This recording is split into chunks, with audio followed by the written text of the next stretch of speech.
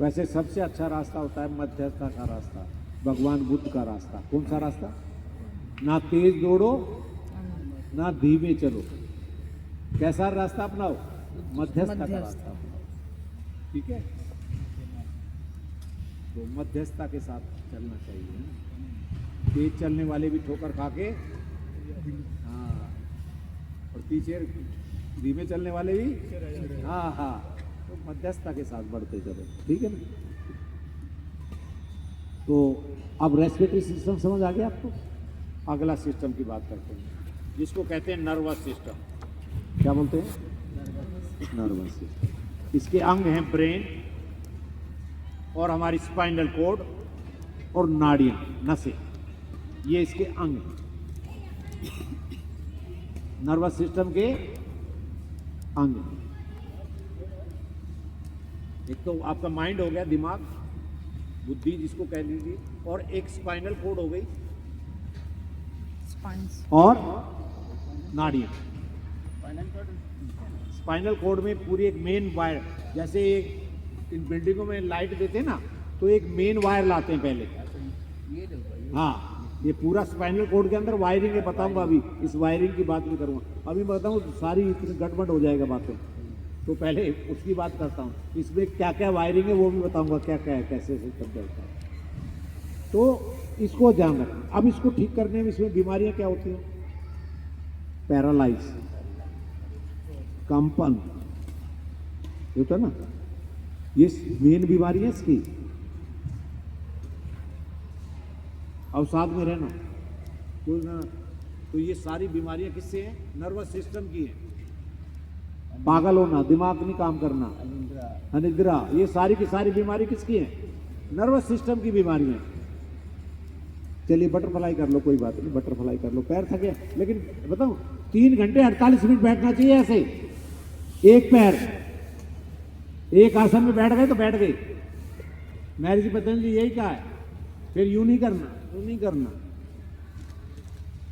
ठीक है ना? एक आसन में बैठ गए तो बैठ गए। तो जंग खा चुके हैं तो अभी दर्द होता है। हाँ, तो वो तीसरी जंगों को निकालने के लिए बता तो रहा हूँ। मिला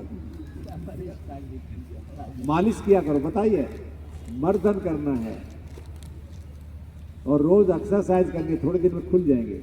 हमें खाना बैठ कर खाना चाहिए। हमारे एक योगी भाई नोएडा में आएंगे, पता नहीं दाढ़ी रखते हैं, वो थोड़े दिन बाद ही जागे हैं, लेकिन अब जागे हैं तो 72 साल में भी पूरे युवा हो रहे, जवान हो गए। उनके हाथ सुरेंद्र जी है ना, तो वो जागे। लेकिन हम भी जागा भी कम हूँ, अभी जागा हूँ मैं भी।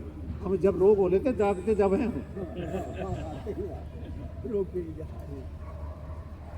लेकिन जाग जाओ तो जाग जाओ पूरी तरह। नियम बना लो कि मुझे 3 बजे के बाद उठ जाना है और 10 बजे तक सो जाना है। 3 बजे के बाद उठ जाना है और 10 बजे तक सो जाना है। नियम बना लो। और सुबह 2 घंटा 3 घंटा मुझे एक्सरसाइज करनी है। देखो क्या बदलाव आते हैं। आप देखोगे 1-2 महीने के अंदर ही आपके अंदर बदलाव ही बदलाव आ जाएंगे। आहार पर नियंत्रण, स्वास्थ्य के 3 स्तंभ, आहार, निद्रा, ब्रह्मचर्य। यानी स्वास्थ्य के 3 स्तंभ, आहार, निद्रा, ब्रह्मचर्य, इनका पालन करो। देखो अभी बुढ़ापे में, जवानी की तरफ लौट जाओगे आप, जवानी की तरफ। हाँ, यानी बुढ़ापे से जवानी की तरफ धीरे धीरे रोग भाग जाएंगे, दवाइयों से छुटकारा मिल जाएगा। आहार, निद्रा, ब्रह्मचर्य। गुरुजी, मैं एक बात पूछ रही थी कि हम लोग को खाना बैठ के खाना चाहिए या टेबल? सारी बातें बताऊंगा, धीरे धीरे बताता जाऊंगा। लेकिन ऐसा ना, मैं एक एक विषय करूंगा तो आपका सारा विषय, टाइम है ना भाग रहा है, मेरे को ना टाइम का देख रहा हूँ, टाइम एकदम भाग रहा है। मैं आपको बताना बहुत कुछ चाहता हूँ, लेकिन टाइम जो है ना मुझे वो तेजी से भागता जा रहा है। ठीक है ना? अभी मैं सारी चीजें बताऊंगा। बैठ के तो सब कुछ करना चाहिए। बैठ के क्या करना है, कैसे